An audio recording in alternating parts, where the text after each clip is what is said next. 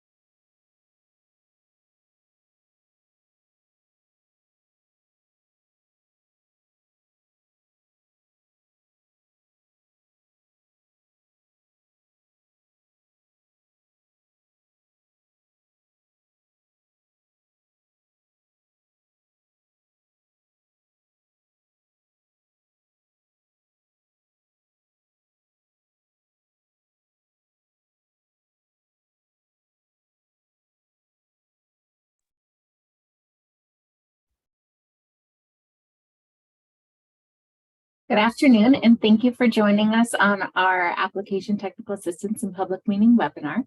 My name is Alicia Tutt, and I'm the city's Housing and Grants Specialist. Today's webinar is being recorded, and the recording will be posted on our website within a couple days at the city of elkgeove.gov/grants page. By default, mute and camera are disabled on all participants' accounts. You'll have the ability to raise your hands and unmute at the end for a live question and answers. But during the presentation, if you have questions that come up, you can enter them into the Q&A. It's either at the top or the bottom of your screen. If your questions are not answered as we go through the webinar, you're welcome again to ask at the end and we can respond to those. If you have questions after the webinar, you will reach out to city staff and we'll have our contact information on the webinar box or on the webinar. The chat box and the chat feature for Zoom is not being monitored, so please make sure that you enter everything in the Q&A section. I want to give an opportunity for my colleague Jody to introduce herself since she'll be co-presenting with me. Hi, I'm Jody Marino. I'm the Community Event and Special Projects Coordinator for the City of Elk Grove, and I also oversee the event sponsorship grant portion of the grants that the city offers out. So I work with a lot of the nonprofits in the area if they're going to be holding an event in the City of Elk Grove. So Alicia and I both oversee different grant programs, and we'll kind of go through that as we work on these slides today. Great. Okay. So the agenda for today is we're going to go over the available grant funding opportunities that the city has open, the application process. We will review some application questions by grant type, so kind of give you a preview of what's in the applications, talk about our general grant policies, and then provide an opportunity for Q&A. We also have some polls that we're going to view, just sprinkle through here to get a little bit more information about who's on the call and what some of your feedback is. So our first couple polls are coming up now. The first one is really looking at the population served. So hopefully you should all see this, and it talks about the population served by your organization. If you are not with an organization, if you're a community member, or if you're someone who works for the city, you can type in NA at the end if you're a resident or not representing an organization.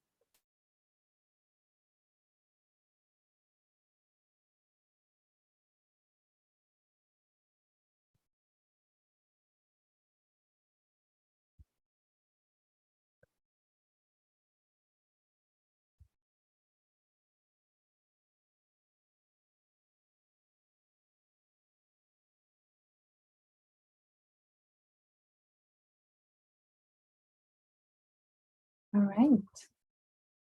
So it looks like we have a wide a variety of those that, can you guys see the results? No? Okay. So we have a wide variety of population served. It's across the board pretty equal. So thank you for that. Oh, I guess if I do this now you can see. I'm learning new things. So yeah, we have a pretty good balance. Okay. So our next poll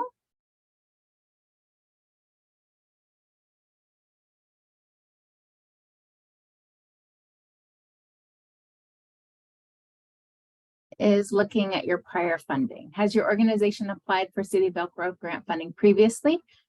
Yes, no, if you're unsure, if you're new to this, or if you're a resident or not representing an organization, you can click NA.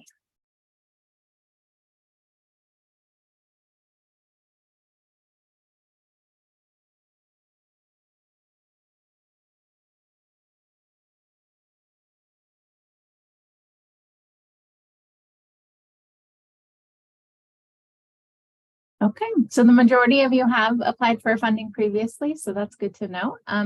But we do have some new potential grantees on the call, so that's good information for us to have. Okay, thank you for that. So next, the city has 3 funding opportunities available for our nonprofit partners that are currently open. The Community Service Grant, the Community Development Block Grant, and then our Event Sponsorship Grant. And we're going to go through each of these individually to give you a little bit more information about what they are. All 3 of these grants are for activities or events that occur between July 1st, 2023 and June 30th, 2024. We start the process early in the year to get through the application and review.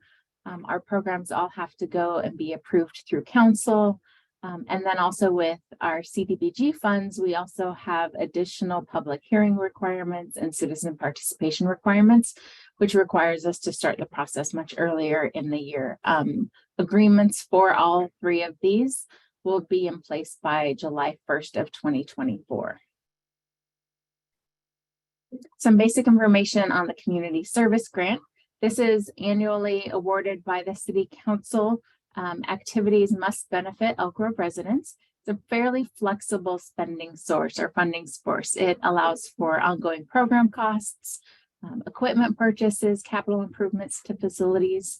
The maximum award to any one grantee under this program is $100,000. This is not for fundraising or one-time events. That's the event sponsorship that we'll talk about in a little bit. But funds should really, for this program, go to expand the capacity of the organization or expand the capacity of the activity that you're proposing and not replace another funding source. So we're looking at how can we help the city help grow the programs that you are doing as an organization. Our community development block grant is the city receives an annual grant from the U.S. Department of Housing and Urban Development, or HUD. We are an entitlement grantee and we've received funding since 2003. And some of these funds that we receive, we get an annual allocation. Some of those funds may be passed through to nonprofits or government entities for ongoing program costs or capital improvements to facilities. We have a small amount, 15% of what is allocated annually can go through to program costs, so public services. And then 70% can be for capital projects and improvement facilities. And we typically use 15% for administration or less to the city. The goals for the community development block grant program are to provide decent, safe, and sanitary housing, provide suitable living environments, expand economic opportunities, and all programs under this category, under this funding source, must primarily benefit low-income households. That just kind of a snapshot. It's based on income. So one-person household that makes at or less than $56,750. Four-person household is $81,050. I have those numbers for households up to size 8. So if you would like more information and would like kind of that broader range so you can kind of see what your average household size is and what that income level is, I'm happy to provide that to you. You can just send me an email and I will send those to you. For the event sponsorship grant, our basic information, we're awarded annually by the City Council, just like Alicia. And this is for Elk Grove-based nonprofit organizations that want to host a one-day or even a multiple-day special event that benefits the Elk Grove community. Some of our requirements are that the event must take place in the Elk Grove city limits, can't be organized around political or religious purposes. And if you have a fundraising component, you are eligible as long as the net proceeds will be provided to a nonprofit that serves primarily Elk Grove residents. So you don't have to have an Elk Grove address, but your event does need to take place in the city of Elk Grove. And we have different kinds of funding that's flexible as well. We have direct funding in the form of cash. We also have city facility use for Old Town Plaza and District 56.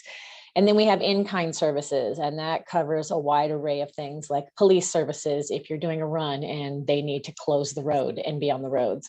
Public works, same thing, barricades, message boards, marketing. And then we also have a contract with Republic Services, so you can ask for integrated waste in the form of trash, recycle, and organic carts for your event. So looking at our estimated budget for all 3 of these programs, for CSG, we have approximately $440,000 that we're able to allocate towards nonprofits. Again, this final amount is determined by the city budget process, which kind of happens concurrently with this and is usually finalized in May or June. But we have a pretty good idea that that's, the ballpark of our funding.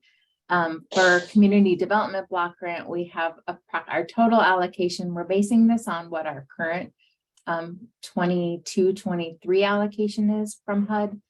We have 462,000 is what our current allocation is. And so for that public service point of it, for those nonprofit pass-throughs is around 131,000. And then capital projects, which nonprofits are eligible to apply for that funding as well. We have 613,000, and then we use, like I said, 15% or less for administration of the grant. We may have additional funding available for capital projects. We usually, any projects that are unspent in this current year or prior year funding that we have unspent funds, we can reallocate those funds to the capital projects line item according to HUD. So sometimes that amount will go higher. And I anticipate that it will. We'll have more funding in that area once some of our projects close out.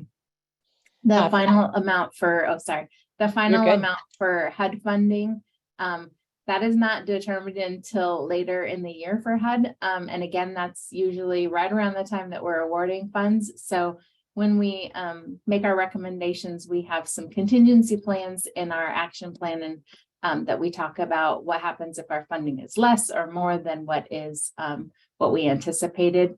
And usually if it's less, all of those that are recommended for funding, we kind of do a percentage cut across the board until we're down to that. And same if it's more, or if we have other projects that are kind of in the hopper that we're able to fund. For the ESG grant, you can see our numbers are a little bit lower than Alicia's, but it's because these are one-day events that are taking place. And so this is an estimation on past years as well, and what we've been allocating and what we see the council is approving every year. So for cash, it's $80,000. And then for in-kind, again, that covers the police services, the public works services, and any facility use. Integrated waste is not charged to the city as part of the contract with Republic Service. They also support local events that are run by nonprofits, and so they don't charge us for that. They do that as part of their contract with the city.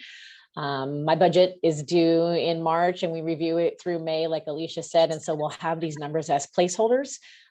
We try not to go over that. Otherwise we get asked why we're going over that. Obviously prices go up for some things, so we'll probably be upping some of the police and public services as those costs have gone up for hard labor and materials. But this is about what our funding is for the event sponsorship grant program. Great. And our next poll that we're going to come up with is based on kind of just that quick overview, wanting to see what type of funding does your organization anticipate applying for this year. So you may already know, you may not know, you may apply for more than one, so please select all that apply.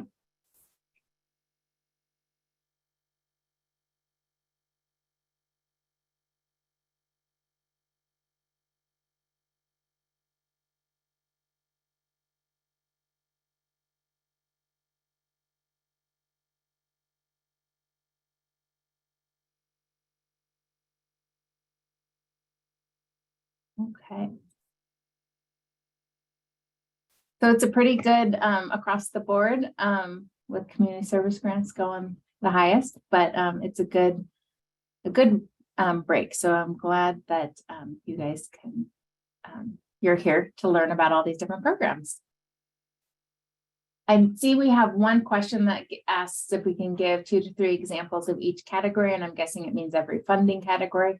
And then one of the other questions is, do we have programs to help repurpose a mobile home for a disabled person? So I think as we go through the next section, when we get into a little bit more detail about each of them, hopefully that's answered. If not, we can definitely revisit this when we get to the end. Okay, so just some general information about the application process. We have 2 grant applications that are live. One is for the community service grant and the community development block grant. It is a combined application. We try to make it easy on you, and you just have to answer one set of questions for both funding sources to help kind of for the same activity. And then we have one application for event sponsorship, since that requires different questions because it's a different type of program. Applicants can apply for 1, 2, or 3 of them. There's really no limit to the number of applications you can submit if they're for different projects. Each activity or event must have its own application though. So an example, if you are hosting a fundraising dinner and then your organization also does a run, that would be 2 different applications if you're seeking sponsorship for both of those events. We have some organizations that submit 3 or 4 applications, and we have others who just have 1 activity or 1 event that they want to. In the world of programs, if you have an organization that has multiple activity program types that just have completely different beneficiaries, you're going to want to submit more than 1 application for each activity has its own. But under that activity, you can apply for CSG and CDBG funding or just one or the other. So just making sure that different activities have different applications and that event sponsorship goes under that grant application and anything programmatic goes under the CSG and CDBG. The links to the applications are available on the city's website, which is listed there. You can click on it and it will take you to our next, or to that web grants. Alicia, there's a question too that says, if we apply for see two that. opportunities through different funding sources, do you take into consideration when looking at the overall application?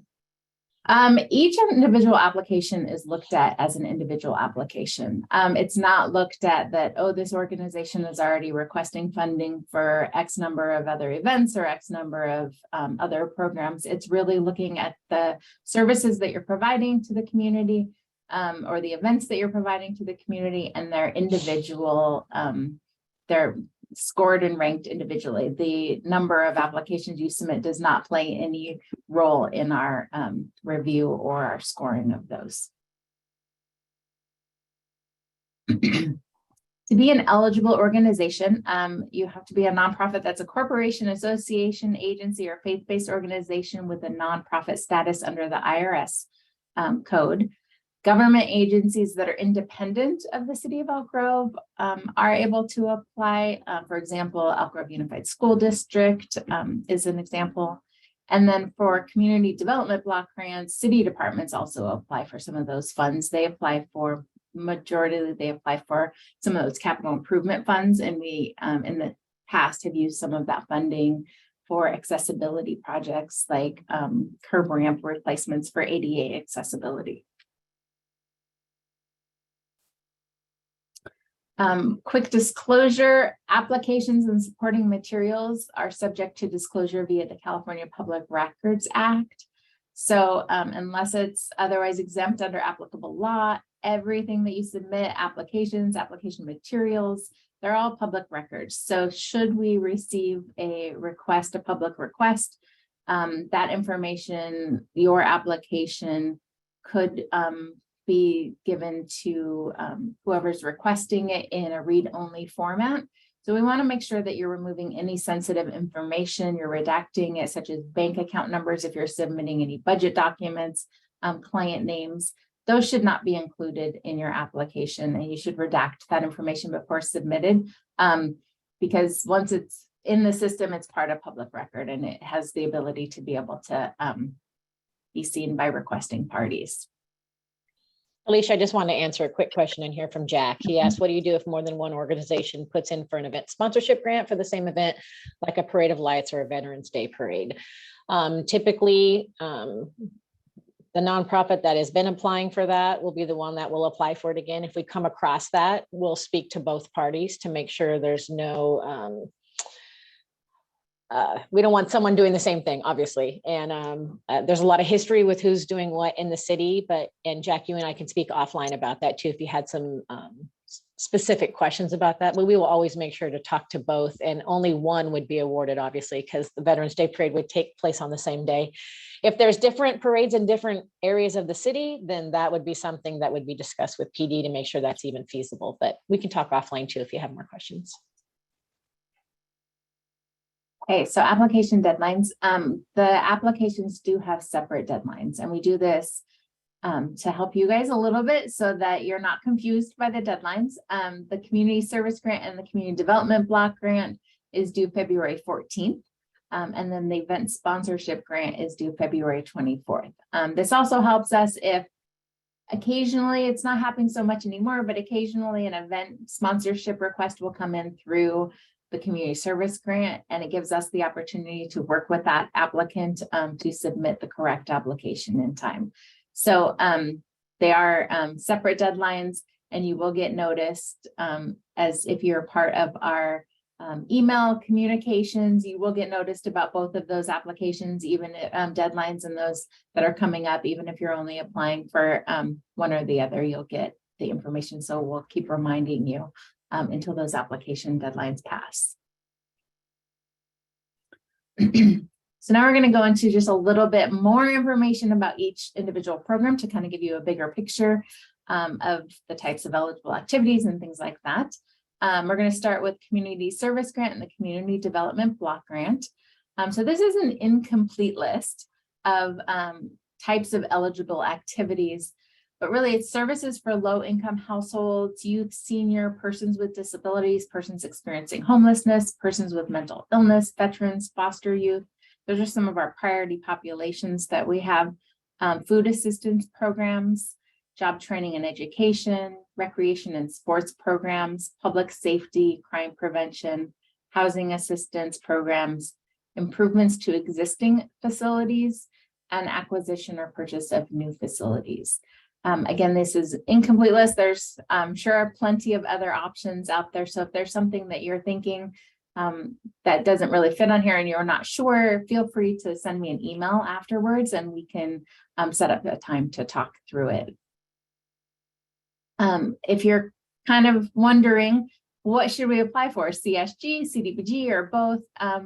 Most organizations should apply for community service grants, unless you know for sure that you fall under the community development block grant. You should always check that box for community service grant because it gives us the ability to fund you under that program. If you don't check the box and you only apply for one or the other and you don't qualify for that program, we don't have the option of funding you under that program unless you've requested that funding. For those applying to CDBG, organizations have to have data on the number of low-income persons served or can realistically estimate that number in advance. If you know realistically how many low-income people that you will be able to serve through this program, and you're able to show us that, we can consider that. Organization has to be willing and able to collect that income and demographic info from every person served in their program if they're awarded funding. So that's another thing, making sure that you have the ability to collect that data from your participants. And then the other thing for community development block grant is that the organization has to have a unique entity ID through sam.gov. And is registered in good standing. This is a federal funding requirement. And if you are not registered in SAM and you do not have a unique entity ID, unfortunately, we're unable to do pass-through funding too. So that is one thing that early on in the process that if you're interested in this funding source for you to get started on that. And there's links on web grants when you look in, which we'll get into when you look at the application, there's some links in there that will show, but you can just go to sam.gov and start the process there. Sometimes that process can take a while. So it's one thing for you to look at and get started if you're interested in doing that. Applying for more than one funding source will not hurt your chances of getting a grant. If you have the data and the information, it's actually better because it gives us the opportunity to help determine what is the best funding source. And as you can see, the CDBG public services budget is fairly small. It's only 131,000. So those are pretty competitive funds. So is CSG with only 400 some thousand, but we have both of those pots to be able to. So the main thing knowing also with community development block grant is that it has additional eligibility and reporting requirements, while CSG is the most flexible of the two funding sources. For both programs, here's kind of some examples of eligible costs as well as ineligible costs. Again, these are incomplete lists. If you have something that you want to run by me to see if it would be eligible or ineligible, again, feel free to email me after the fact and we can talk about it. But eligible personnel and staff, so salary and benefits, office facility lease or utility costs, as long as they are specific to your program. If they're kind of an overhead cost and you do many of programs that don't necessarily serve Elk Grove, then that would be more of an indirect cost. Materials and supplies are eligible, communication, so phone and internet, local travel and mileage, contractual services. So if you have your insurance or financial or IT support, those kind of things are eligible. We do allow for indirect costs at no more than 10% of direct costs, unless you have a negotiated rate with the feds, and then you can provide that supporting document. Ineligible costs would be programs or services that promote religion, political activities, marketing, incentives, or fundraising, payment of debt or expenses incurred prior to July 1st, 2023, since that's when our grant year will start, entertainment, furnishings, or personal property, costs not directly related to providing services to Elk Grove residents. So again, if you have a program that serves more than just Elk Grove residents, only the Elk Grove resident portion would be, or proportionate would be eligible for costs. A couple other things that are ineligible. Typically, food is ineligible unless it's a public service program. So if you're providing meals to seniors, that's a public service program. If you're providing emergency food assistance, that's a public service. But if you're providing food for meetings or for your youth group or things like that, that's an ineligible cost and would not be considered. So there's a lot of flexibility in the cost that the city can cover, but we do require documentation for all of it. So as you're preparing your grant application, it's important to think about what, as an organization and as staff, you guys track and that you are able to report out easily. All costs need to be clearly related to the activity that the city funds. Acceptable documentation includes payroll summaries, timesheets, invoices, and receipts showing items were marked paid, mileage logs, things like that. So it's all stuff that you have to keep track of and submit with your quarterly reimbursements. So keep in mind as you're requesting items. Sometimes I find that grantees divide up their grant in many different budget categories, not really thinking about the documentation needed for that. Whereas if they can whittle it down and maybe only have like 2 or 3 budget categories, it makes it a little bit easy for them to document and track those expenses.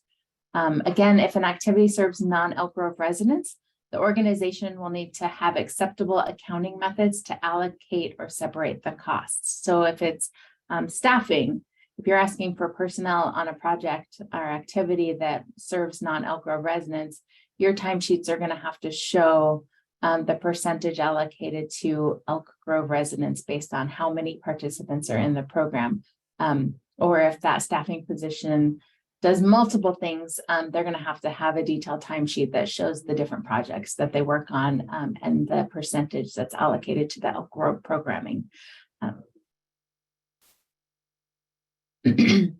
So for funding requests, if an organization is not going to provide increased service or helping more people than what they've done in the past, the funding request should explain why the organization's current funds are insufficient. So if it's something that you've been providing for a while and you're now asking for funding that you maybe haven't asked before, the city would like to know why now are you asking for funding? Why is your previous funding not sufficient? And then again, if the proposed activity is serving non-Elk Grove residents, we'd like you to calculate the percentage of time spent on Elk Grove participants and request no more than that percentage on any budget line item.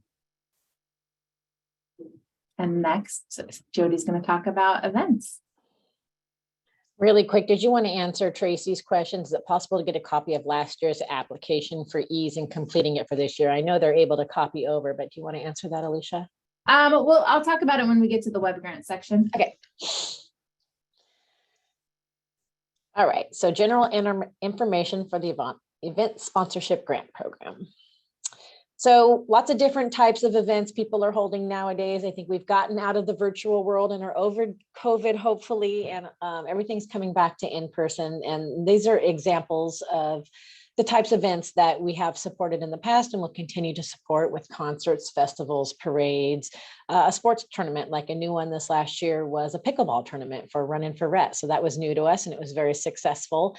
So any kind of sports tournament you might be hosting in the city, a run, a walk, a race, like running of the elk or the gobble wobble or walk to defeat ALS. Those are all really recent examples of things that have been happening in the city. There can be a lecture series. We had the Elk Grove Writers Conference last year. We supported them So things like that, if you're planning on doing something like that, that's a one-day event and it's open to the public. Breakfast, lunches, dinners, receptions. So think about like Bounty on the Boulevard or the Kiwanis Carnitas feed that's coming up. So those are just types of events, but it's an incomplete list as you see. And when you're in the application, you can check other and you can spell out what your event is. We just talked about COVID. You know, we are requiring you that if there is a change in health restrictions, we're asking you to abide by any federal, state, or local government agencies that put those changes out. So Sacramento County Department of Health, anything that is passed along to the city, we have to do that with our own events, and we would be asking the same of our grantees. You know, and if you have any other changes, let's say it's just a date change or you're changing a location after you've been approved, that's okay. We can work with you on any of those changes. We can amend contracts. And we understand that it's really hard if a health mandate does come down, because trust us, it's hard on us too. So we'll work with you through those changes and even help you brainstorm a way you might be able to do your event differently. That's what we're here for. We're here to help. As the events girl, I understand what that's like, and I can share with you some of the ways that, you know, we pivoted that word, right, during health mandates. So we will keep up with you. We will help you. If it's any substantial change, we'll just work with you through that too. Like it may though change your funding. Let's say you were going to do an in-person event that was going to have like 400 people and you had to rent a facility, you needed money, you need all this, and then you change to a virtual event and you don't need as much. It could potentially change your funding or some use of any of our in-kind services. The sponsorship requests, I know I mentioned them a little bit earlier, but the direct funding that you can apply for means cash. So you can ask for cash, and we do ask for your financials and some other things so we can see, you know, what do you need the cash for? Don't go crazy. Like you saw, we only have 80,000 in cash, and that this last year, I think we approved 42 events. So we have to spread that out among everyone. So keep that in use. Don't go completely overboard. We don't typically fund things in a large amount. For facility use, if you haven't seen the new Old Town Plaza, it's beautiful, it's renovated, it's gorgeous. It's got fans, it's got electricity, it's got indoor bathroom. So it's a really nice facility and we encourage people to apply to use that. District 56 is our big gathering center in the center of town. And that includes, you know, it's got the community center, the Veterans Hall, the aquatic center, it's got an outdoor avenue, it's got some beautiful amenities, but the community center is the indoor facility that you're able to apply for. Please note, they're booking through 2024 right now. So if you apply for that, keep in mind that almost every Saturday in 2023 is booked. Look at alternate dates on a Friday or a Sunday or a Thursday night. If Saturday is the only date you do want, put it in there and we can let you know if it's available or not. But staff will reach out to you and say, hey, we want to approve you, but this date's not available. Here's some dates that are. So just keep that in mind.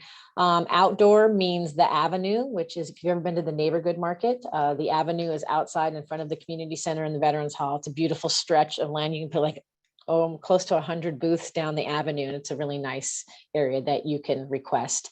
And the aquatic center, it is available for the event sponsorship grant, but it's for local swim teams only. So it's for things like the Bill Rose Classic or the Western Age Championships. So those are for larger events, and that kind of has a visitation arm to it where it's going to draw thousands of people to the area. But we don't rent out the aquatic center for events, only for swim teams. In kind, we talked about police department, you know, helping close a road for a run.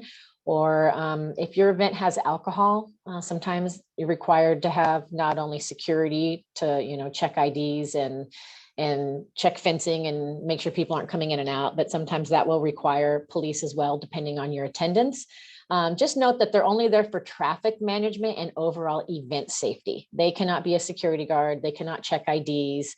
They cannot do those kinds of services for your event. They're there to make sure that everybody is safe.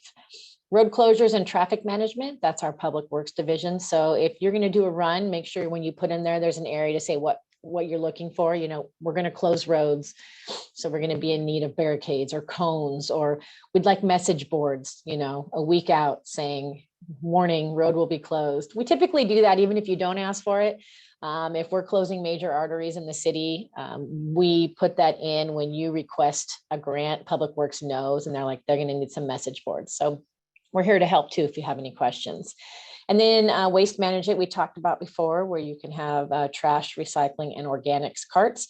You don't have to tell us how many. We can base that off a formula we have depending on your attendance, and we can determine how many carts you would need.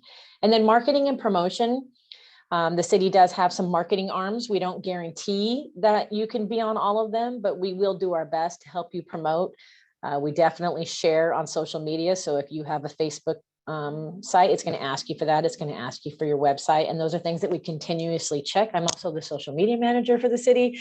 So I'm constantly promoting our partners events as well. So I'm pretty in tune with that. But if you have something on Facebook, we prefer to share rather than create our own post. Go to the next slide, Alicia. Thank you. Right.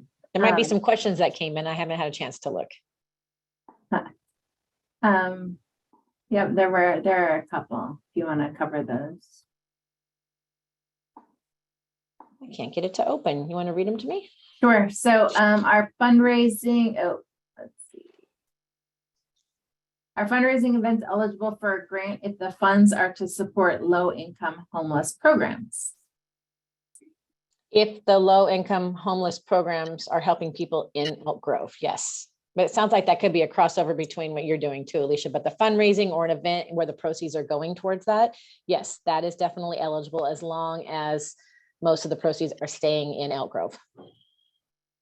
And then if we're asking for District 56, should we also ask for indoor waste management?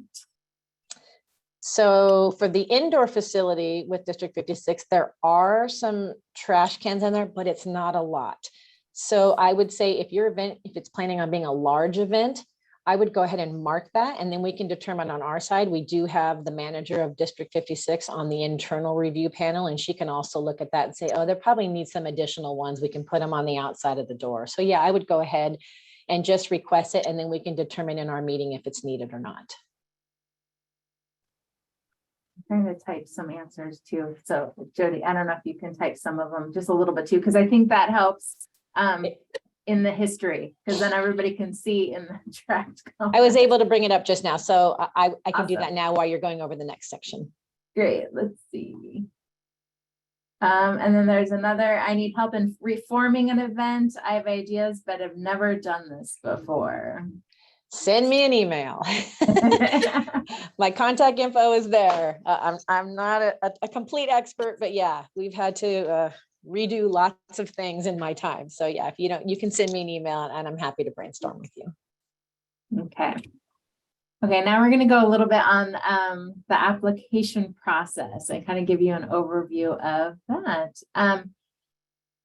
So the all applications must be completed and submitted via the online application process. And this is our second year using the web grant system, which is our online grants management software. So for those of you that are returning, hopefully this is a quick refresher on what you did last year. We do not accept paper applications, so everything needs to be submitted online. We do offer lots of technical support in helping you accomplish this if you have questions. But in order to apply, applicants must have a web grants account. Each individual person who's going to need access to your application, or if you're awarded funding, access to your grant, your program staff, your financial staff, any of those that need access to it to submit a reimbursement request or that will need to have their own individual account in web grants. It's different than what we've used prior years where we kind of recommended there was like one main login for your organization. With web grants, it's really important that it's an individual based account. So if you are new to your organization and somebody else submitted the applications last year, you will still need to register for an account, and then we'll tie you to that organization so that you're able to submit on their behalf. Each registration in web grants is approved by city staff. I go in every time I get a request, and I have to go in and I make sure that you don't already have an account in the system.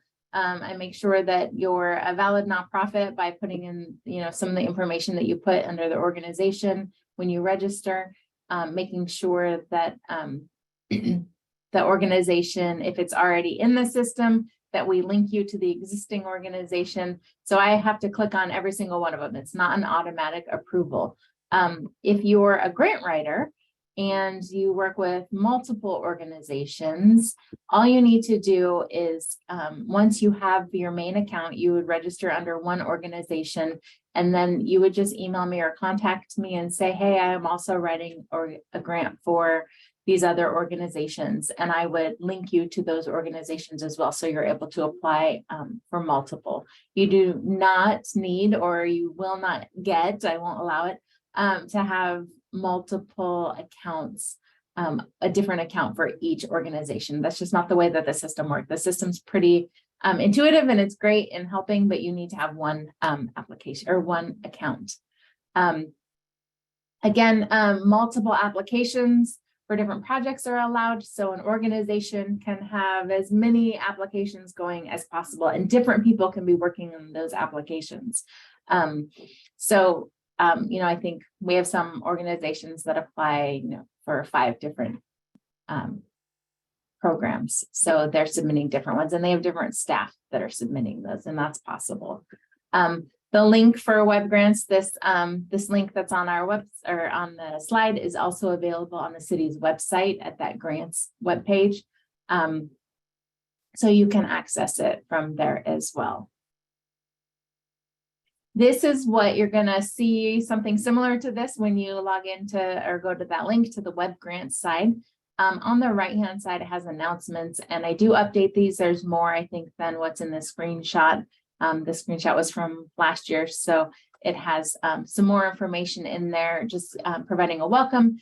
I do have some handy how-to documents that I've created that have screenshots and that walk you through step by step on how to register, on how to submit an application. And so those links are under the announcements page where it says click here, or it may say something different this time. I might have updated that language, but there are active links on web grants for you to click to it. The information is also available on that grants page for the city. If you scroll to the very bottom, there's additional resources there that you can find them. But we provide as much information as possible to help get you through this. If you have forgotten your user ID or your password, if you haven't used the system in a while, please use the forgot user ID or forgot password link for that. You can also, on this page, that blue view current funding opportunities, that will pull up the information that shows you the 2 funding opportunities, or the CSG CDBG one and then the ESG. And you can read more information about the funding opportunities as well as some eligibility requirements without registering for an account. So you can look at those and determine if it's really something that you want to register for an account to move forward. So when you register, it's a pretty self-explanatory process that walks you through answering some questions. You are going to register your personal contact information. It has address. You can list a business address, or I think that's not necessarily a required field, so you can leave the personal address blank. And then it also has organizational information. If you're the very first person registering an organization, you should enter as much information as possible. So making sure, obviously, all the required sections are answered, but any of the other information that is not necessarily marked as required, we want to make sure that you're entering all that information in. If you are not the first person registering an organization, or if your organization has already been funded this past year through the system, you don't want to have to retype all of that, like the mission and vision and all of that stuff. Just make sure that you get the organization name and the information that's required. That's all you need to fill out, are those ones. Because what I'm going to do is, when I approve your registration, I'm going to link you to the existing organization, which already has all of that data in there. So you can add items later. So if you are the first person registering an organization and you don't have everything right there at your fingertips to be able to attach or to answer all those questions, unless it's a required item, you can go in and later add it under my profile. And again, there's a step-by-step how-to guide that I've created on how to do that you can have access to. One other thing about organization attachments, when you register an organization, there's some attachments such as bylaws, current board of directors, articles of incorporation, IRS federal tax exempt letter, and assigned W-9. These items should be reviewed annually if you've been funded in the past or if you've applied in the past, and updated as necessary. So the board of directors, if that's changed since last year, you're going to need to update that. And we'll most likely flag it for anyone who applies this year to go back and to check that and make sure it's accurate. But sometimes your bylaws change. And so making sure that those documents are updated and they're included in this area under the organization. Because those documents are attached to the organization. They're not necessarily attached to each individual application. So you don't have to upload them at your application. You just do it once to your organization. And then I already mentioned this, but all applicants requesting CDBG funding must have a SAM unique entity ID. You might not have that when you register your account, but know that it's under there, and you'll have to go back and update that once you have that. Alicia, there's a question that asks, is there a way to see if other users have registered using our email domain? I don't think there is. Like, you can send me an email and ask me if there's somebody else that has registered for your organization. And I can definitely answer that. I don't think there's a way for outside users to be able to search that though. Okay, so then when you log into web grants, this is kind of what your dashboard is going to look like, or when your login screen, it might come up on this dashboard and you might have a different screen. But if you click on funding opportunities, just under your name, there's going to be two. And again, I think these, oh no, this is from this year. The screenshot is from this year. So these are the two funding opportunities that are posted. There are funding opportunities underneath it that are closed that were from last year. So you may see some historical data, and as the years go on, that will grow more. But the ones that are posted, the green posted, those are the ones that are currently active and accepting applications. So it talks about the posted date, and then it says when the deadline is. So you're going to want to click on which one, either of those that you're interested in applying for. And again, if you want to apply for more than one, you just do one at a time, and then you go back to that funding opportunity and click on the other one. So a few tips on web grants. We ask that you please fully read the funding opportunity details and description. There's a lot of information in there about eligibility for each program type, some city policies, as well as just information and tips to help you have a successful application. Once say you register your organization or you start an application, you can add additional users from your organization under the general information page. So I know this kind of sounds, for those of you who haven't been in there, you're kind of like, what's the general information page? When you go through it and you look at the how-to document, it really will it'll show you step-by-step how to do this. So don't panic if it doesn't really make sense to you. But you can, if you start an application, you're going to add additional users to that application. So say I'm working on an application and I want Jody to go in and help answer some of the questions or upload some of the attachments. I need to add her as a user so that she has access to that application at any time. Or say I would like my manager to review it before I submit it. I need to give her access to it and add her under general information as a person so that she can go in and read it. And then if you're awarded funding, once that grant or the application becomes a grant, This is also the same place that you can add additional staff, like your finance person, to come in and submit reimbursement requests. For some organizations, that's all one person. But for others, there are multiple people or volunteers that are going to help you with this process. So all application components, which are called forms, and required questions are and attachments must be complete before you're able to submit. So there's pretty much anything that's required, you're not going to be able to submit it until you have information in those fields or you've uploaded the documents. If you're missing something and you're not quite sure about it, or you don't know how to get through it, that's when you reach out to Jody or myself, and we can help you determine, like if you don't have the right document to upload, we can help determine if you're eligible to apply and what you can put in that place. Prior to submitting your application, you can edit as often as you wish. It's a web system, so it's open 24 hours.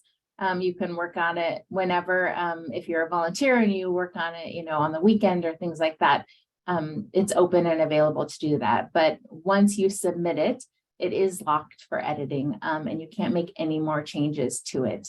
If changes come up after the fact, you would need to work with Jody or myself, and then we would negotiate that. And that's the term in web grants is negotiations. We'd send it back for more information. But just knowing that it is locked once you hit the submit. And again, you can submit more than one application for each funding opportunity. You can submit as many as you would like. Some more tips. The application does not save automatically when you click between questions. So if you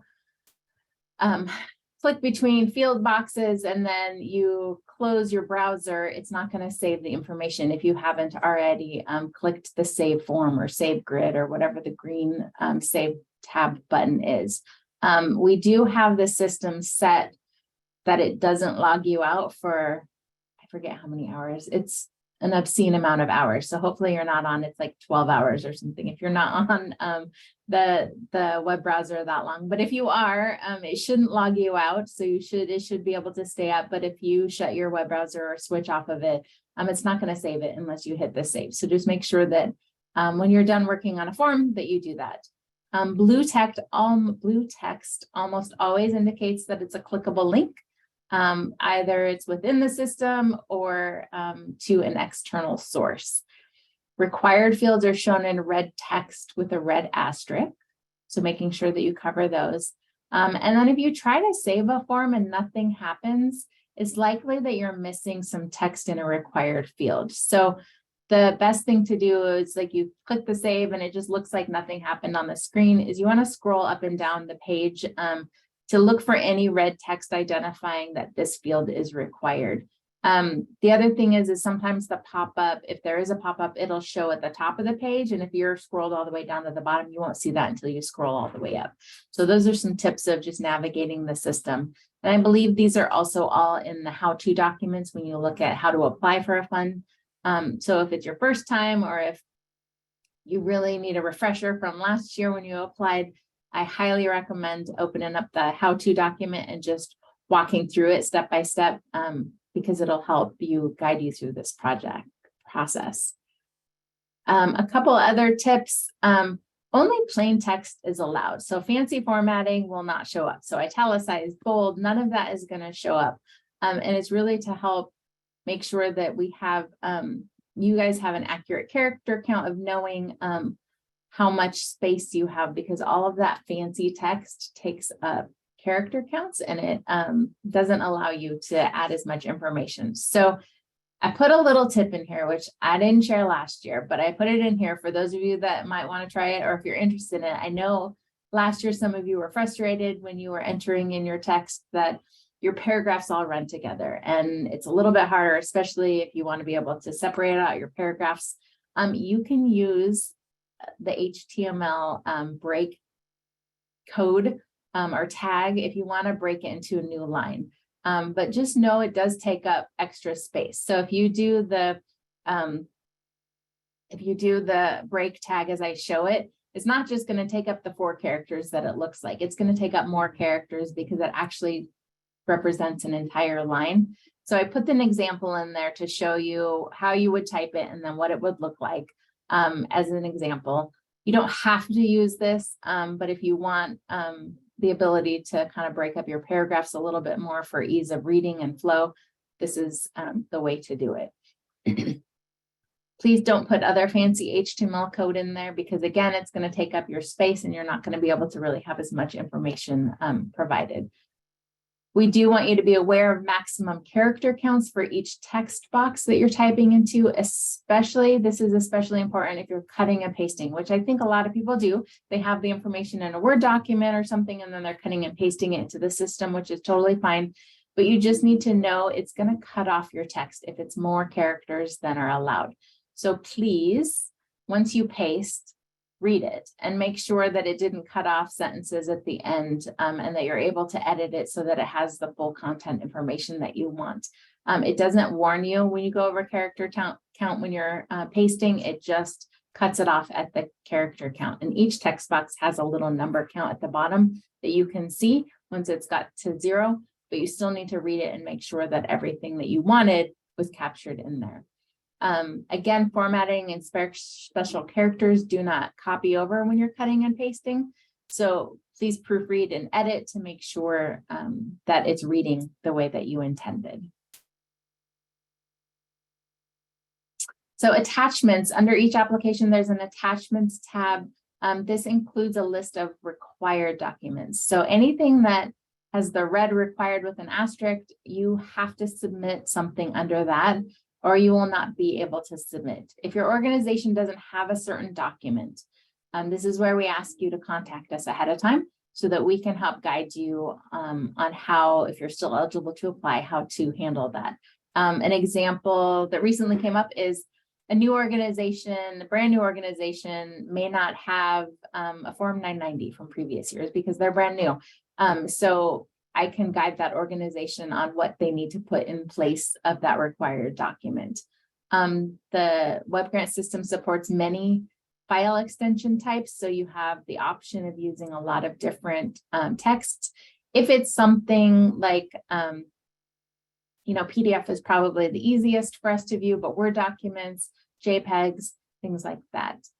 We ask that when you get into your application that you check this document requirements tab early to make sure that you have time to gather all the information, because sometimes you might need to work with your accountant or, it does for CSG and CDBG, we ask for previous audits and things like that. So some things that you might need help getting, and it might take a little bit more time. So don't wait to the very last minute to look at this, at that section. The Secretary of State's certificate of status. This is something that we ask everyone to look up. This is something that is a requirement. Like we've talked about before, you have to be in good standing with the Secretary of State as well as the Registry of Charitable Trusts. So we ask each organization to do their own search and make sure that they are in good standing. And if they're not, then they need to work on updating that status as quickly as possible. So for the Secretary of State's certificate of status, we have a link there. It's also in web grants. Same with Registry of Charitable Trusts. There's a link in web grants that you click on. You go and search your organization. And for the Secretary of State status, we do ask that you provide a printout. So when you go to this website and you pull up your status, your organization status, you can just do print to PDF. And save the document on your computer and then use that as your upload. And then we do have an option for other supporting materials. So if there's anything else outside the required documents that you would like to add to your application, you can upload it in here. Anything else that you'd like us to have. I think for events, sometimes that might be if you have a brochure or a flyer for your event, or if you have media for your event that you'd like to show a copy of that. If it's an organization and a program, sometimes annual reports are things that sometimes people upload. It's not required, but if it's something you would like the city to have as part of that. Again, remembering, and this I'll probably repeat myself on this one, but remembering that anything you upload is subject to public records under applicable law. So making sure that when you're uploading your budget, that you don't have budget accounting numbers on there or things like that. When you submit your application, Web Grants will send you an email confirming submittal. Once submitted, applications cannot be edited. You can view the application. Anyone who's associated with the organization and that grant can look at it, or that application can look at it. In the system, you can view it, you can print it, you can PDF it, you can save a copy to your computer. You just can't edit it.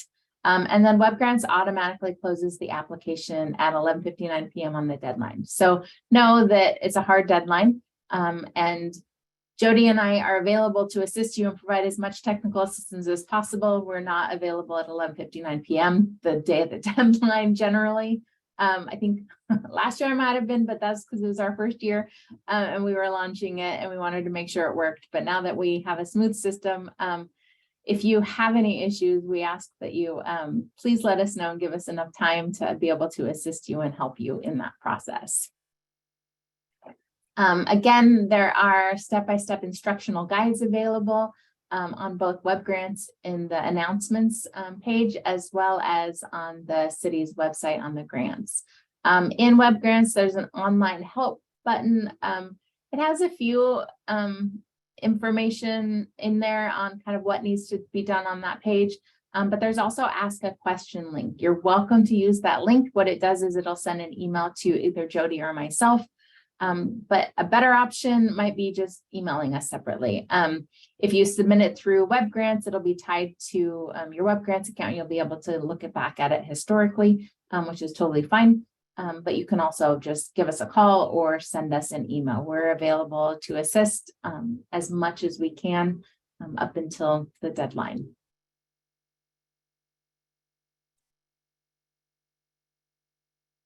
Okay, let's see, are there any questions that I'm missing out on? Nope, you are all good. Okay. I'll take a quick drink before I go on. Okay. So the CSG and CDBG application, this one, again, the applications are due February 14th.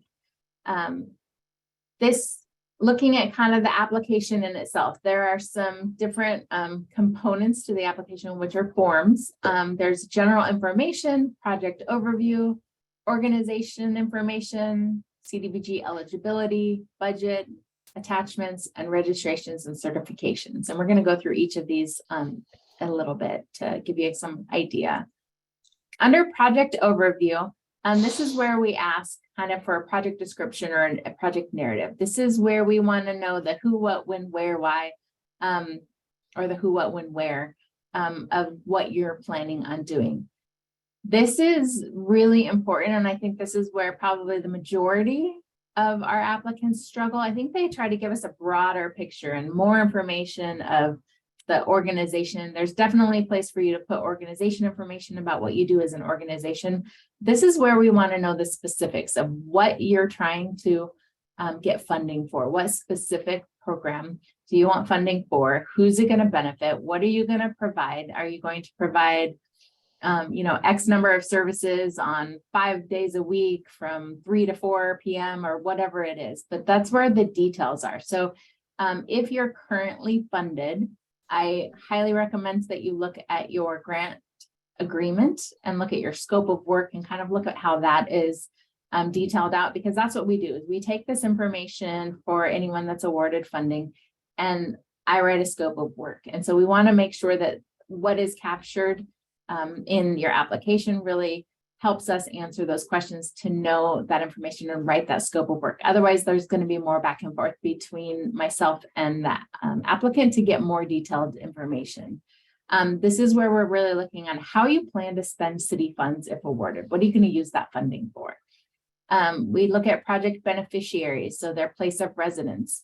We're asking you to estimate how many people you're going to serve between July 1, 2023 and June 30, 2024. We're asking that you include only people who receive services, so not all that could use the service if desired, but how many people do you really anticipate serving? We ask that you do not count the same person or household more than once, even if they're receiving services every day. So if somebody is receiving services every day, you're going to count them once for the entire year because they're being served at least once. And then we're asking you to be realistic. This is a goal that you'll be held to if you're awarded for funding. It's something that's built into your grant agreement and that you're going to need to report back to us.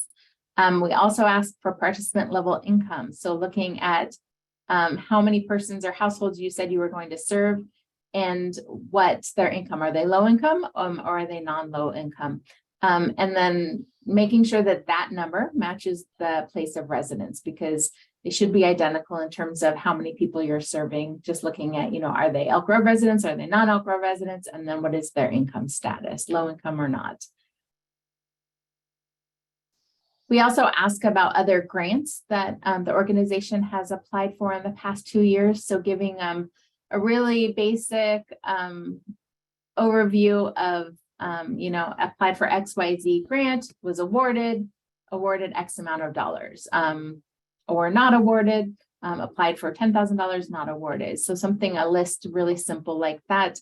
This is important because in the past, our city council has indicated that grantees should be actively looking to reduce their reliance on city funding and making sure that you're looking for funding outside of just city resources, that you're kind of looking at all of your options.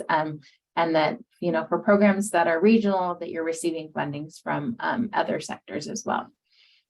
We do have a question on partial funding. So if there's many times that we are unable to fund the full request, we just don't have the amount of funding that everyone asks for. So if you're able to continue, or if you're interested in continuing to carry out the project with partial funding. So if you ask for $50,000, but we're only able to provide $10,000 in grant funding, are you still interested in the grant funds? Yes or no? And then if yes, what would that do? So giving an option of, is it proportional reduction in numbers served or hours or number of activities, kind of giving an overview on what you would need to, what changes you would need to make to the activity as well as to the budget to accommodate partial funding. We do have some organizational information on total assets. The amount can often be found on your annual audit, what your liquid assets are, including cash or assets that could be easily converted into cash, such as stocks, what your real property, material supplies, those are not liquid assets. So making sure that those are included. And then also if you have restricted assets. So if you have formally limited to a specific use funds that are such as a building purchase fund or things like that. So those are all information that we ask in the application. For CDBG funding, there is a form specifically for this. Everyone needs to respond to this form in order to submit your application. So there's instructions on the form where you select your funding type. Are you interested in CSG, CDBG, or both?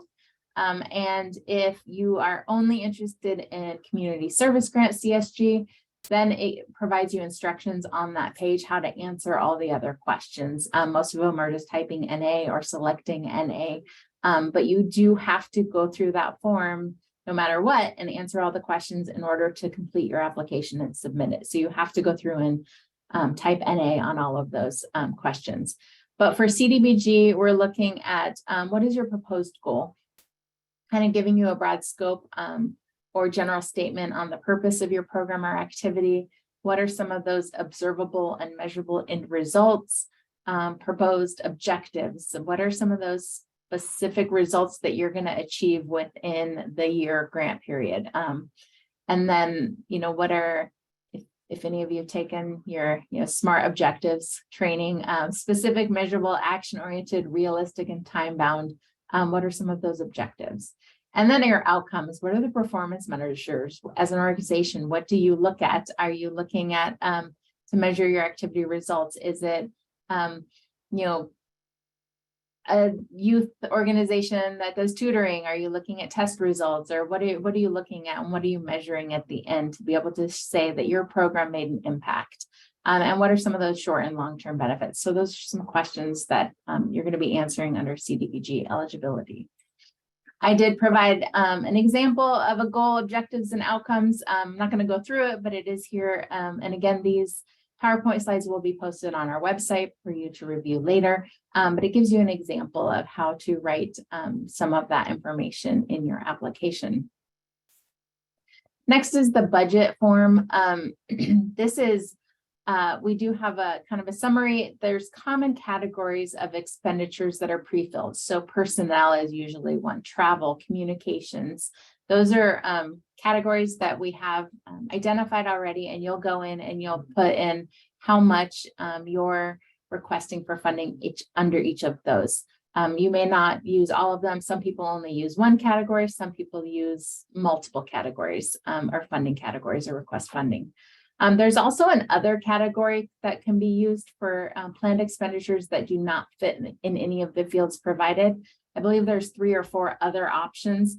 We haven't had a need for any more than that. So hopefully everything that you're requesting fits in some of those categories. But if for some reason you're not sure what category, again, reach out and I can help you identify that. If you use the other category, we do ask that you please put a description in there because that's something we do need to know of what that other purpose is. Personnel expenses, there's a section in there that asks all personnel who are working on the program. We ask that you identify all of that staff. So even if you're not asking for funding for your executive director, but your executive director plays a role in the activity that you're requesting funding for, we ask that you identify that personnel line item in the personnel expenses. And then you'll see how, when you look at the form, how it feeds up or it doesn't, how you can put it into your budget request. But we want to be able to know all the positions that help support that activity. You're going to click add a row for each staff position that would dedicate time to the proposed project. And then there's a budget narrative. This is another area that I think our applicants could expand on. For each category that you're requesting funding, we want a description of what those funds are going to be used. So if you're personnel, you're talking about, okay, we're going to use $30,000 to hire a project coordinator. And what is that project coordinator going to do? If you're requesting $5,000 in materials and supplies, please provide details about how that's broken down. It's, $1,000 on one supply and, or, how is it broken down by participant? What is the per cost unit of each of those items that you're looking at? So provide some more detail and explanation as to what that funding is going to be used for. And then we do strongly recommend applications requesting more than $5,000 include a more detailed budget or budget narrative as supporting documentation under attachments. It's not required, but we do ask if you have that, if it's something that your organization has developed, or you have the option of, writing out a better project budget narrative to give us really a clearer idea of what the funds will be used for. That is extremely helpful in our review. For the application review criteria, we look at project feasibility, budget reasonableness, agency capacity, the impact on our priority needs, new or increased services. Are you looking at expanding? Are you creating something new? What leveraged funds you bring to the table? In the budget, there's option to put your match and any other funding that you have. And then what your self-supporting plans are. Are you looking at, do you anticipate requesting city funding for this activity in future years, or is it something that you're looking at fundraising other sources for or building funding for that? And then for our review process, we do send follow-up questions to almost every applicant. Those will be sometime between February 20th and March 3rd. You'll receive more information through web grants. You'll receive a list of questions. Last year, I think I sent them in a Word document that I asked everyone to answer and then re-upload into their web grants. These questions really help us review the application and make a recommendation for funding. If you do not respond to them, we have less information to be able to review that application. So there are a lot of questions in terms to offer clarity, maybe provide a little bit more information and something that we didn't understand in the application. So we ask that you please respond to these as soon as possible so that we can incorporate them in the review. And then here's a timeline for the CSG CDBG application. Anticipated timeline, we released the application, and then here we are today. The deadline, we do have a pretty short review period for us to review it, and then we take the preliminary awards and the recommended funding to City Council on March 22nd. That's another thing that you'll get an information email about, reminding you about, letting you know that we do have our recommended funding, or our funding recommendations will go to council on that date. And then for CDBG, we have an action plan that we build all of that information into, and it goes to a public review period. And the final awards go back to City Council May 10th when council makes the approval for final awards. And then the funding year begins on July 1st. And then here's our last poll for today. This one is just kind of a taste of some information that we'd like to get from our community partners and from those that are applying. We're really looking at kind of what is some critical programming that you think needs to be covered for Elk Grove residents with this coming year's funding. So we're asking you to select the top 3 priority areas Elk Grove should address within the 23-24 program year with CDBG funding specifically, but looking at kind of what are some of those areas we should focus on when making funding recommendations. If you select something else, you're welcome to put that in the Q&A so that we're able to see, or if you have some other ideas, you're welcome to email me. We also, I will be doing a community needs survey, and I will be sending that to everyone to be able to do that. I'm trying to see, is it working? Hey, Jody, do you see We're that? not seeing the poll, no. What's going on?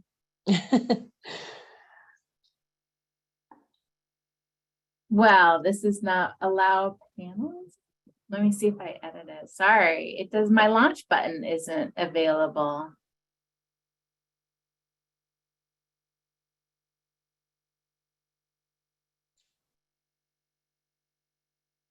Well, I'm going to just keep moving on and let you go to your stuff, and then maybe I'll try this one again. Okay. Sounds good. You need a rest anyway. Take a drink of water. All right. Next, Jody, go on. All right, now we're going to talk about the event sponsorship grant application. And as Alicia said, we do have a little bit later deadline than her grants. That way it gives you some time. Go ahead. And again, this is the application components or the forms that you'll see on the event sponsorship grant application. Ours is not as in-depth as Alicia's. Again, ours are a little bit less complicated of an application. And again, it's for like a 1-day, 2-day event. So it's not quite as complicated as hers, but these are the components of the forms that you will see that you will need to fill out. So under overview, it's going to ask you, what is the type of event you're doing?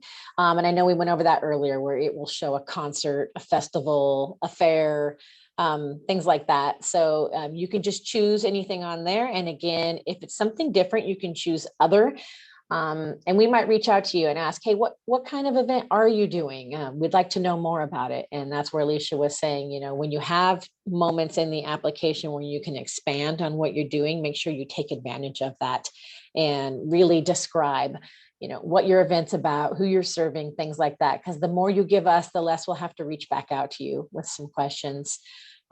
We did talk about a change in public health requirements that will be on the application. It's going to ask for you, like, what would you do if there was a change? So just kind of think about that. Will you still hold the event? You know, how will you comply with health orders? What would your contingency plans be? A lot of people have said, no, we wouldn't hold the event. Or some people said, yes, we'll switch to virtual, or we will just comply with whatever the health order is. You can keep it as generic as that if you need to be, seeing as right now we're not in the middle of any health orders. So if something happens, again, we can reach back out to you. For the event description, we definitely, this is where we want you to elaborate. Tell us what the event's all about. What are you going to do there? Who's going to be there? If it's a festival, you know, how many people are you expecting? There's some other questions farther down in the application that will ask you about anticipated attendance and things like that. But this is your chance to really describe to us what the event is. We take that description and that's what we use in your contract when we're doing the scope of the exhibit. So like it'll say, American Legion will hold its annual Veterans Day Parade on November 11th, 2023. This event serves everyone across, invites the entire public to come out absolutely free and enjoy the parade down Elk Grove Boulevard, something like that. So it's really telling us everything that you're going to be doing. And then we can take that paragraph and we massage it, obviously, but we put that into your contract as the scope of the event. So we're really taking into consideration what you're telling us you're going to be doing at your event. The dates and the location. If you don't have a date yet, you know you want to do an event next year, but you don't have a date yet, that's fine. And you can let us know that. And if you need to change a date, like we said, we can amend a contract. We really do look at these very carefully. When we have our internal review, we make sure that not multiple people have asked for the same date, or like we said, if District 56 or the plaza is not available. We do have somebody on our internal review from CSD, and sometimes they'll say, well, we might have a facility for them. So there's a good partnership that goes on there. So like we said, be as specific as possible. If you know the date, that's great, and even more helpful for us as we move along in the process. And be specific on your hours. It's going to ask you for the hours of the event, like let's say your event's 10 to 5, but we also want to know your setup and your tear down, and be realistic. You know, don't shortchange yourself. If you need 5 hours to set up, make sure you put those hours in there. We have to list those hours also in the contract because it's a use that we're giving you of a facility, and there's a use policy, and we have to specifically call out the hours. Again, if you need to change that, if after you've submitted it or you've even been rewarded, you say, oh my gosh, you know, we need another couple hours, it's going to take longer. Or is there any way we could come Friday night and set up fencing? Those are all things that we can negotiate. I will let you know that there are different costs on facilities. The District 56 has a much heavier cost towards my budget than the Old Town Plaza does. So we're a little bit more lenient and have more flexibility when giving you extra time at the plaza than we do at District 56, if that helps you in deciding where you might want to ask to hold one of your events. The type that you're asking for, like we went over before, you can ask for cash, facility use, and in kind. We talked about the plaza and how beautiful it is. Just note though, and it's going to say this on the application, that the grant is only going to cover the cost of the rental facilities and not any other hard costs. So let's say you ask for the plaza and we approve it, and then we come down the road, we finish, you know, with our internal review. We're going to send you a rental request form to fill out. So we have even more details than you've given us on this application. And based on that, the management of the plaza and or District 56 is going to go, okay, they have alcohol. Okay, they're going to need X amount of security guards for this amount of hours. Just know that none of that is covered on the grant. If you're asking for facility requests, we are only going to cover the cost to rent that. And that it is a budgeted item. So I do budget for that. And then I know it sounds odd, but we do an internal transfer, and I transfer money from the event sponsorship grant budget to District 56 or to the plaza, because we do pay for that, because, you know, those are taxpayer funded facilities, and we want to be like anyone else and make sure that we're paying for it. I actually pay for it to do my own events there, in case you're wondering. So we don't want the facilities to lose any money, and we don't want to, you know, misuse any taxpayer dollars. So just know that when you're going into it, that it's subject to availability and it doesn't cover any other costs. We do have facility staff that you can ask for, and it will be on the application, and it'll show you, you know, if you'd like facility staff, let us know. And there is a charge to that, and we can walk through all of that with you. Some people like that because if something goes wrong, they want someone there. Who knows? One time, one of the bathrooms, we thought somebody was locked inside the bathroom at the Dickens Fair. Ended up not being someone, and the bathroom somehow got locked, but it's nice to have a facility person on staff sometimes with a master key. Again, we'll work with you on alternate dates if your first preference isn't available. We talked about District 56 being a very popular venue right now for weddings and even funeral services and celebrations of life, quinceañeras. It's a very popular facility. So just make sure that keep that in mind when you're applying. And maybe even if you apply for a Saturday and you want to send me a separate note that says, hey, I applied for Saturday, October 26th, but if Friday is available, just know I'm open to that. Saturday is my first choice, but if Friday is available, I'll take it. Some other things under other, you can ask for MC. Let's say you want the mayor to come speak at your event. We can't guarantee that, but obviously we pass that along to our mayor and our council, any council member too. Or if you want someone else from the city to come speak, depending on what your event is, you might want that. Or if you're saying, oh, you know what, we're giving out goodie bags to all 5,000 runners. Do you have anything you can give us to put in our goodie bag? Those are all things you can ask for. We can't guarantee we can give them, but we try our best. We do pass along every opportunity to our council, and I buy all the swag. So I know what I have. So if you put that in there, I can let you know if we have 5,000 pencils or something like that. For in-kind, we talked about not providing police as security. You would be responsible for coordinating your own. And we also do not have any equipment available. So we've had some people ask for tables, chairs, tents, a podium, a sound system, lights. I'm trying to think of any other thing that would go under that. Other equipment that comes from Public Works, like cones, delineators, message boards, barricades, those things we do have. But on the other end, on an event production standpoint of something that you would see at most events, we do not loan out any equipment. There have been a few cases on a case by case where we've loaned out something that someone has seen at one of our events, but overall, we don't have a large trailer full of those kind of things. So unfortunately, we can't loan those out. You can go to the next slide, Alicia. Road closures. If you're asking to close a road, there's going to be additional requirements. We're going to ask you for a map. There is a street use permit that you have to fill out, and there is a fee for that. But as a nonprofit, it's very nominal.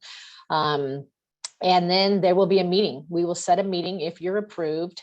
And we'll have a meeting with all of us, with Public Works, with the police department, with our traffic management, with somebody from the other side of Public Works too. She coordinates that. There's usually about 6 or 7 of us on the meeting, and it's so we can all get in a room or on a Teams call, which we've been doing. It seems to work out nicely, and talk about your event and go over your map and make sure that it's feasible, that those are roads that can actually be closed. And we'll also go through it with you and be like, did you know there's a church right there and you're doing your event on a Sunday? Have you connected with that church?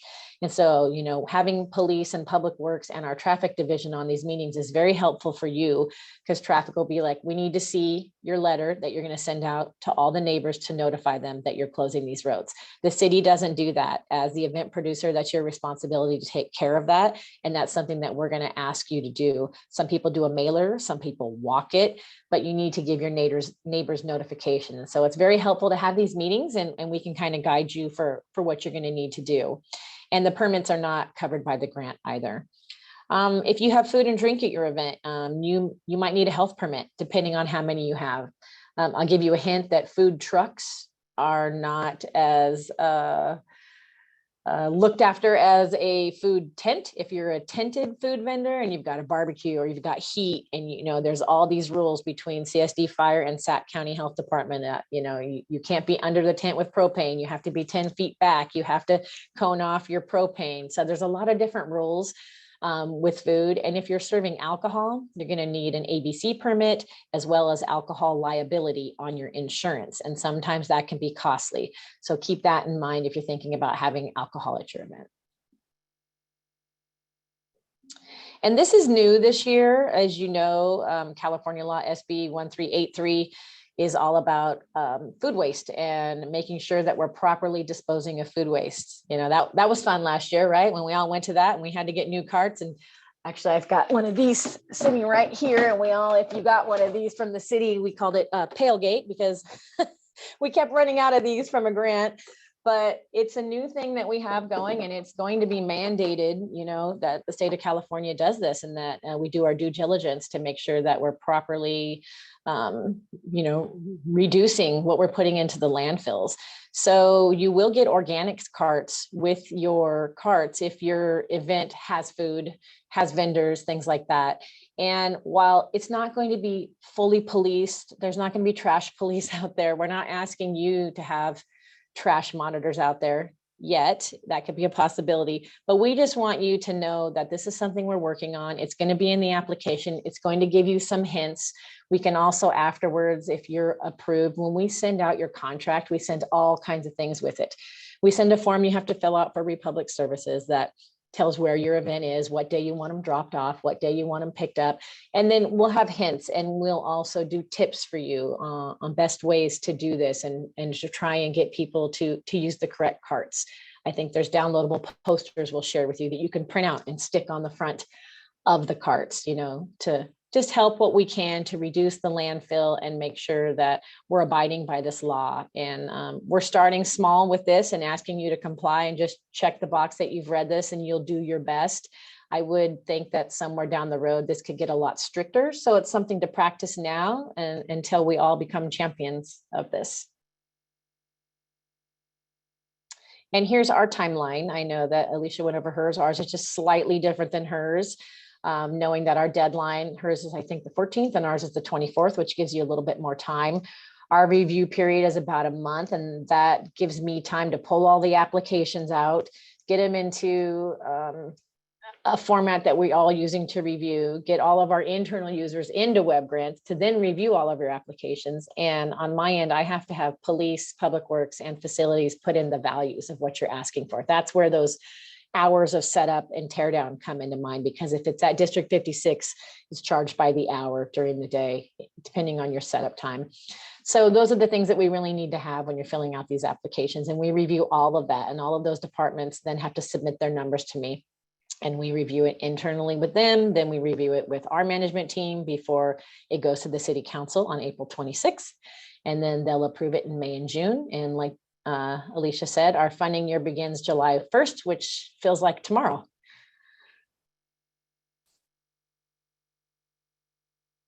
And that is it for me. That is it. Okay, we're going to try this poll one more time. There you go. Is it there? All It right, is. awesome. So we're asking you just to give us a little feedback in terms of, you know, our public services and the programs that we're doing, or our CDBG and CSG funding. If you can help us pick the top 3 priority areas Elk Grove should focus on or address in the 23-24.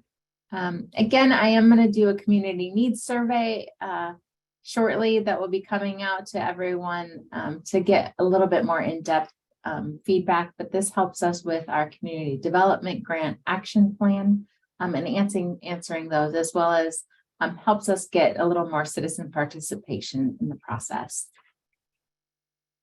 So I will give you a little bit of time to finish this.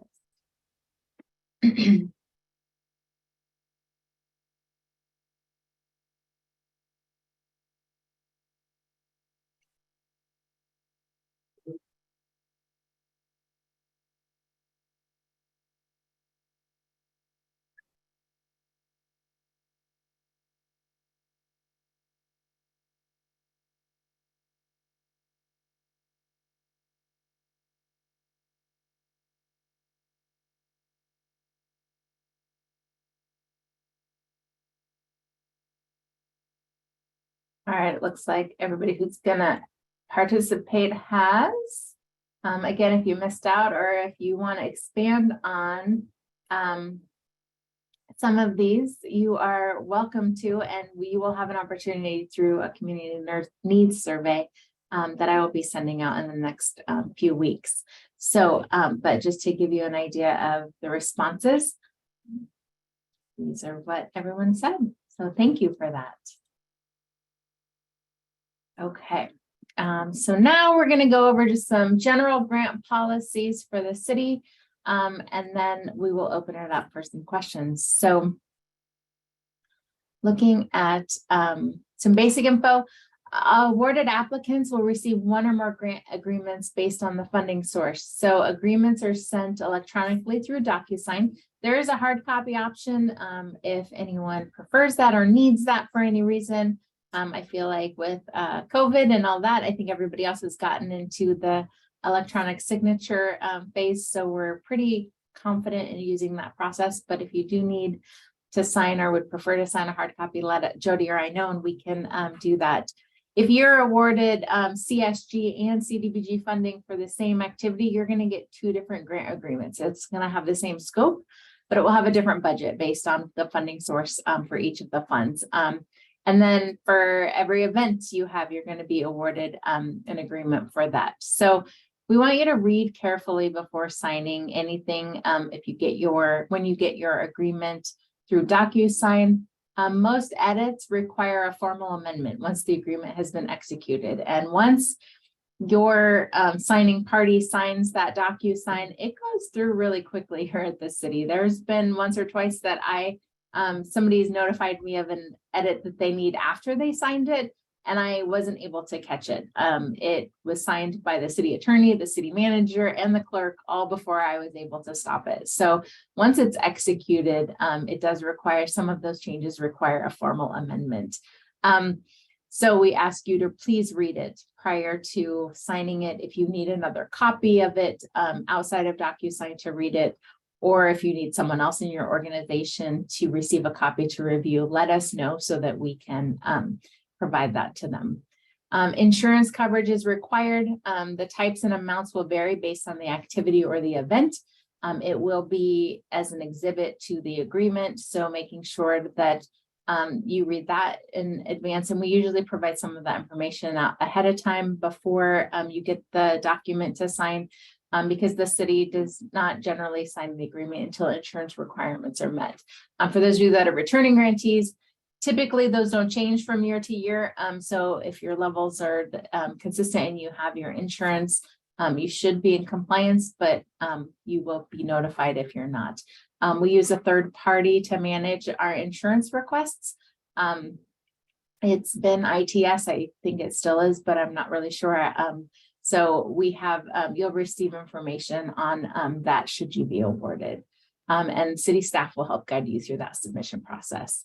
File retention, if you're receiving CSG or CDBG funds, all grant-related files must be maintained for 5 years. An event sponsorship, they must be maintained for 2 years. So making sure that you maintain and have processes in place to maintain that documentation.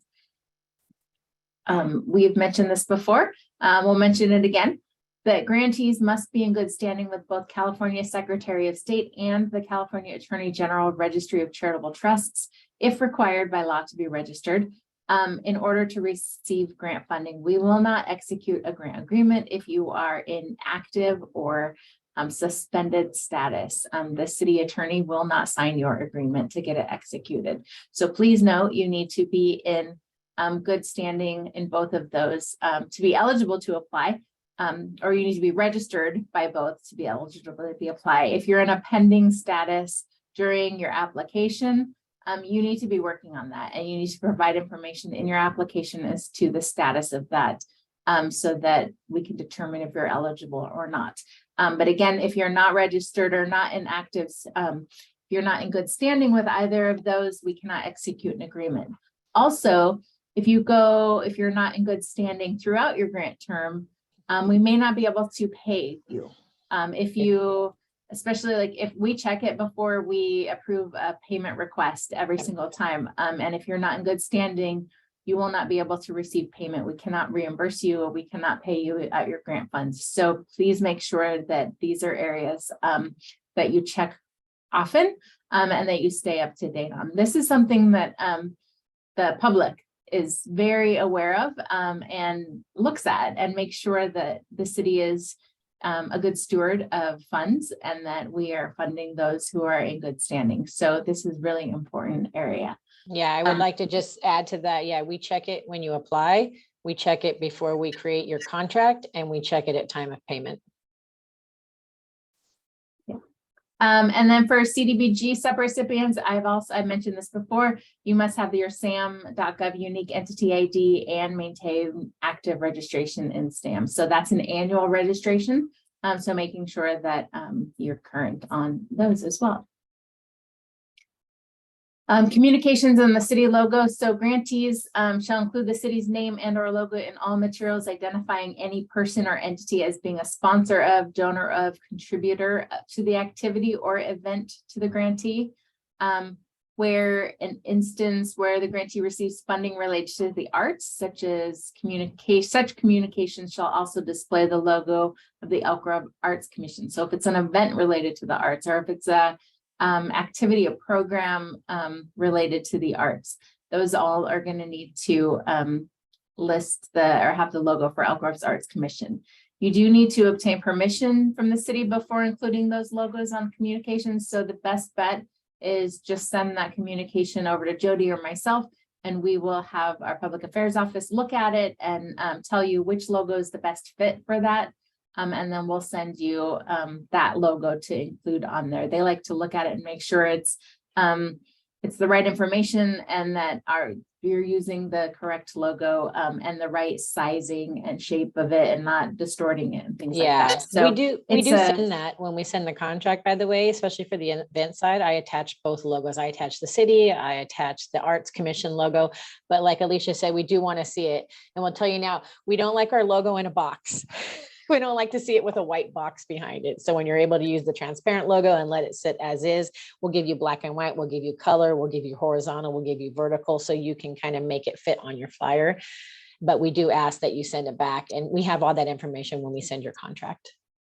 And in my experience, it's a pretty quick approval process. It's pretty quick that when I send something that it'll get reviewed and looked at fairly quickly. Okay, so payment requests are submitted in web grants. The event sponsorship has still been outside of web grants this year, but hopefully we'll get them up and running. But they're called claims in web grants, but you do submit all of your requests. All of our grant management happens in web grants. Community service grant and community development grant, they are reimbursement grants. So you do need to have that adequate backup documentation to request reimbursement. If you need more information on what that looks like, reach out to me and I'm happy to provide that to you. Event sponsorships, payments may be requested in advance, but no more than 30 days prior to the event. And then all required documentation must be submitted and approved prior to payment requests being paid. And again, we're going to check that Secretary of State and the Registry of Charitable Trusts before we pay out any funds. And then failure to comply with terms and conditions of the agreement, including but not limited to complying with applicable public health restrictions, meeting goals, etc., may result in the city reducing or terminating funding. And that is all spelled out in your grant terms. So again, please read through it carefully and make sure that you're understanding, and we can answer any questions that you might have. Required reporting, again, reports are submitted in web grants. It's a great system for tracking all of our information, and it's kind of a one-stop shop where you can find your grant agreement once it's signed and executed. You can find past claims, past reports, all of that is in there. Past applications are in there. If you'd like to look at, it's only 1 year's application because we've only been using it for 1 year, but if you'd like to look at last year's application, I think somebody asked this question, it's in web grants. If you were not a part of the organization or you were not linked to that application last year, we do need to just link you to it to make sure that to add you to it so that you can see it. Otherwise, you don't see it in the system, but it's there. For CSG and CDBG, we have quarterly and our mid-year reports to show persons served. CDBG also has to collect information on demographic characteristics and income for all those served with the program. And that's done through an Excel spreadsheet that they upload on a quarterly basis. There's also annual reports for both programs describing persons served and accomplishments, and then financial reporting, and the type depends on the grant. For event sponsorship, Jody, you want to talk about the report? Yeah, we have a post-event summary report, and it does ask for financial summary and attendance numbers. And you do have, I believe, 60 days after your event to submit that. But from time to time, reach out to folks because that doesn't always coincide with our reports to council. We do performance reports and we take your attendance numbers and we bulk them in with everyone else's attendance number. And we kind of show, here's how many people are going to events. Here's how many are from out of town. We ask you to guesstimate a percentage of people that are out of town. So I may reach out to you prior to when your post-event report is due and just ask for your attendance numbers only. And I'll say, if you could please send these right now, but you still have the full 60 days to finish your post report. So if you get that from me, that's why, because we have reports that are due to council that don't necessarily coincide with your 60 days. Staff is available to help grantees throughout the year. We are absolutely available to help with any application questions you have. Once applicants are funded, we do on-site assistance for reporting and invoicing, especially my program, because they are so labor intensive and so detailed. I do a lot of one-on-one. And I do a lot of one-on-one every time organizations get new staff. I start over with a new staff member. So that's my job and that's my role and that's what I'm here for. We are able to review and discuss modifications to scope of work and budget, and kind of help you navigate WELP grants and navigate, you know, if it's something that needs a formal contract amendment or if it's something that we can improve administratively. All grants are subject to financial and program audit by city staff. CSG and CDBG, we do periodically complete monitoring visits where we look at financial and program information, where we'll come out to your site and do a monitoring on site and request additional information. So just know that that is part of the grant process. And with that, we are happy to open it up to questions. You are welcome to type in any questions that you have, or if you want to raise your hand, you can do that and we can try and remember how to to open that up for questions if you have any. If you're not wanting to ask questions quite yet, or if you want to save them after you look at the application, Jody and I are always available to be able to answer your questions and help you through that. Does anybody have a question? I think if you want to raise your hand, you can raise your hand in Zoom and we can call on you.